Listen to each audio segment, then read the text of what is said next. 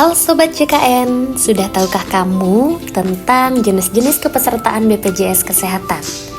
Program Jaminan Kesehatan Nasional atau JKN adalah program pemerintah yang bertujuan untuk memberikan perlindungan kesehatan menyeluruh bagi seluruh masyarakat Indonesia. Program ini tentunya diselenggarakan oleh BPJS Kesehatan sebagai lembaga yang ditunjuk oleh negara untuk mengelola jaminan sosial di bidang kesehatan. Berdasarkan Undang-Undang Nomor 24 Tahun 2011 tentang BPJS Kesehatan dan diperkuat oleh Perpres Nomor 82 Tahun 2018, disebutkan bahwa setiap penduduk Indonesia wajib menjadi peserta jaminan kesehatan nasional. Artinya, semua warga negara Indonesia tanpa terkecuali harus terdaftar sebagai peserta BPJS Kesehatan ya sobat, termasuk bayi yang baru lahir, pekerja formal, informal, pengusaha, hingga warga yang tidak mampu.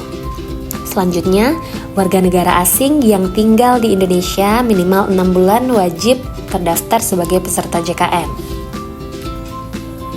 Tujuan dari kewajiban ini tentunya adalah terutama untuk menjamin akses layanan kesehatan yang adil dan merata, menciptakan sistem gotong royong di mana yang sehat membantu yang sakit, yang mampu membantu yang kurang mampu, mengurangi risiko biaya tinggi saat terjadi sakit atau kecelakaan, dan mewujudkan universal health coverage, yaitu cakupan kesehatan semesta bagi seluruh rakyat Indonesia.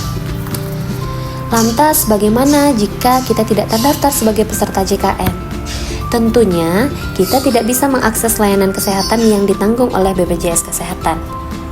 Selanjutnya juga menghambat layanan publik tentunya, misalnya saat mengurus SIM, STNK, paspor, dan layanan lainnya.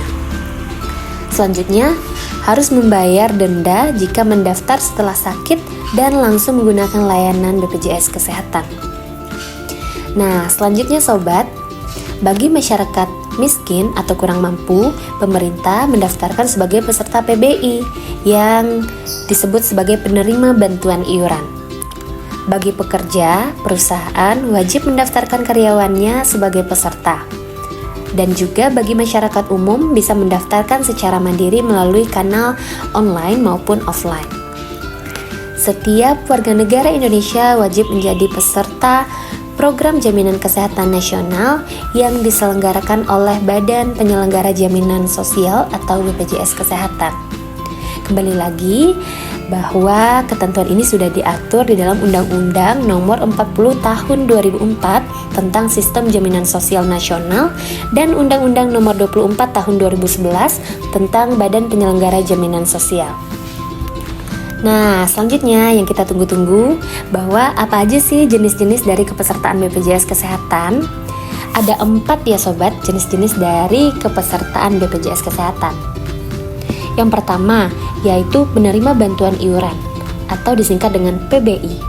PBI merupakan program jaminan kesehatan bagi fakir miskin dan orang tidak mampu yang iurannya dibayarkan oleh pemerintah pusat melalui anggaran pendapatan dan belanja negara atau APBN, serta pemerintah daerah Pemda melalui anggaran pendapatan dan belanja daerah atau APBD. Berdasarkan Peraturan Pemerintah Nomor 101 Tahun 2012 tentang penerima bantuan iuran jaminan kesehatan, fakir miskin adalah orang yang sama sekali tidak memiliki sumber mata pencaharian atau memiliki sumber mata pencaharian, tetapi tidak memiliki kemampuan memenuhi kebutuhan dasar yang layak bagi kehidupan pribadi atau keluarganya. Sementara, orang yang tidak mampu merupakan orang yang memiliki sumber mata pencaharian, upah atau gaji yang hanya mampu memenuhi kebutuhan dasar layak tetapi tidak mampu membayar iuran bagi dirinya dan keluarganya. Selain itu, mengacu pada PP Nomor 76 Tahun 2015 tentang perubahan atas PP Nomor 101 Tahun 2012 tentang penerimaan bantuan iuran jaminan kesehatan, fakir miskin dan orang tidak mampu juga mencakup. Yang pertama, pekerja yang mengalami pemutusan hubungan kerja atau PHK dan belum bekerja setelah lebih dari 6 bulan. Selanjutnya juga ada pekerja atau buruh yang memasuki masa pensiun, anggota keluarga dari pekerja atau buruh yang meninggal dunia, dan bayi yang dilahirkan oleh ibu kandung dari keluarga yang terdaftar sebagai PBI BPJS Kesehatan. Selanjutnya yaitu tahanan atau warga binaan pada rumah tahanan negara atau rutan atau lembaga permasyarakatan atau lapas. Selanjutnya yaitu penyandang masalah kesejahteraan sosial. Nah, selanjutnya yaitu segmen kepesertaan PPU atau pekerja penerima upah. PPU merupakan setiap orang yang bekerja pada pemberi kerja dengan menerima upah atau gaji. PPU terdiri atas pejabat negara, pimpinan dan anggota Dewan Perwakilan Rakyat Daerah, pegawai negeri sipil, prajurit Tentara Nasional Indonesia, anggota Kepolisian Negara Republik Indonesia, kepala desa dan perangkat desa, pegawai swasta, serta pekerja lainnya yang menerima upah atau gaji. Nah, jika melansir Peraturan Presiden Nomor 82 Tahun 2018 tentang jaminan kesehatan, selain bagi dirinya sendiri, anggota keluarga PPU juga termasuk peserta BPJS Kesehatan non-PBI, meliputi suami atau istri sah, anak kandung, anak tiri dari perkawinan yang sah, dan anak angkat yang sah paling banyak 4 orang. Anak dari keluarga PPU tentunya harus memenuhi kriteria, yaitu tidak atau belum pernah menikah, tidak memiliki penghasilan sendiri, dan belum berusia 21 tahun, atau belum berusia 25 tahun bagi yang masih menempuh pendidikan formal. Selain itu, peserta PPU dapat mengikutsertakan anggota keluarga lain, meliputi anak keempat dan seterusnya, ayah, ibu, dan mertua. Iuran bagi peserta PPU BPJS Kesehatan adalah sebesar 5% dari upah atau gaji per bulan yang terdiri atas 3% dibayar oleh pemberi kerja dan 2% dibayar oleh peserta. Sementara iuran bagi peserta PPU selain peserta sebesar 5% berasal dari 4% dibayar oleh pemberi kerja dan 1% dibayar oleh peserta. Selanjutnya adalah segmen kepesertaan PBPU, yaitu pekerja bukan penerima upah.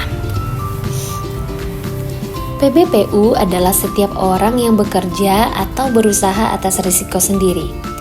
PBPU terdiri atas pekerja di luar hubungan kerja atau pekerja mandiri atau freelance, dan pekerja bukan penerima upah atau gaji.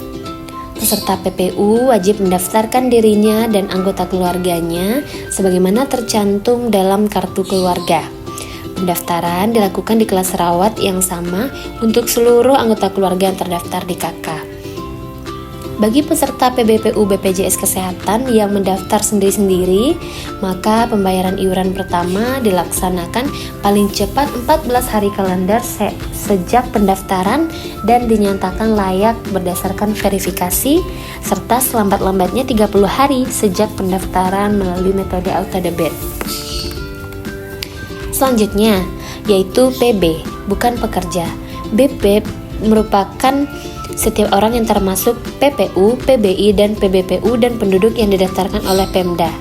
BP terdiri atas investor, pemberi kerja, penerima pensiun, veteran, perintis, kemerdekaan, janda, duda, atau anak yatim, dan piatu dari veteran yang atau serta orang lain yang mampu membayar iuran BPJS Kesehatan. Nah, sudahkah kamu tahu bahwa BPJS Kesehatan sebenarnya menggunakan sistem gotong royong? Artinya yang sehat membantu yang sakit. Begitu juga manakala si peserta yang bersangkutan sakit dan menjadi pasien BPJS Kesehatan, maka biaya akan ditanggung sepenuhnya oleh BPJS dari dana subsidi silang. Meskipun biaya yang harus ditanggung sangat besar jumlahnya, bahkan melebihi total iuran yang sudah dibayarkan oleh peserta. Tetap biaya yang akan ditanggung sepenuhnya oleh BPJS selama peserta yang menjadi pasien BPJS memanfaatkan layanan BPJS sesuai prosedur. Untuk sebagian orang, BPJS dianggap menjadi beban karena peserta memiliki kewajiban harus membayar iuran bulanan seumur hidupnya. Jika tidak, maka kepesertaan BPJS bisa dinonaktifkan untuk sementara. Padahal di sini pemerintah sendiri sudah sangat mempertimbangkan hal ini dengan cara menyediakan jenis kepesertaan BPJS dan juga jenis kelas BPJS yang diambil, sehingga setiap peserta BPJS Kesehatan sesuai dengan kemampuan finansialnya.